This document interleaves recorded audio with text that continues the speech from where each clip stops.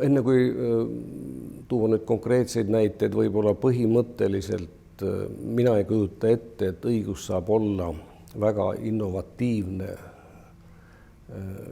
Kui mingi küsimus, see on ju küsimus on õiguse ja õiguse kaudu ka riigi autoriteedis, kui riik on otsustanud õigusliku lahenduse kaudu, et seda küsimust lahendatakse niimoodi, niisugusel konkreetsel juhul, siis mina ei kujuta ette, et homme ütleb riik, ei olgu pealegi, aga me nüüd teeme täna teistmoodi ja vaatame homme vist see lahendus ka ei kõlba, homme hakkame veel kolmandat moodi tegema.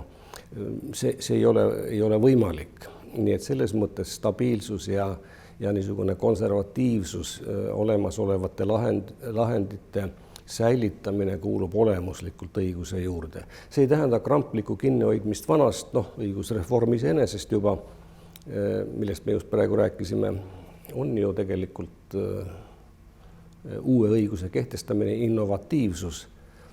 Aga samas võtame, ma ei tea, kui kaugele tagasi minna, keskaega vast mitte, aga võtame uusaega, uusaja nullum crimen põhimõte on ju tegelikult üldsegi mitte muide 100% realiseerunud. Me võime tuua näiteid Nõukogude karistusõigusest omal ajal, ka Natsi-Saksamaa karistusõigusest ja nii edasi, kus kohaldati analoogiat, aga põhimõtteliselt on niisugune asi, see, et õiguse mõistmine toimub kirjutatud seaduse alusel ja millel ei ole tagasiulatuvat, raskemal seadusel pole tagasiulatuvat jõudu. Sellised põhimõtted peavad kehtima ja peavad jääma kehtima.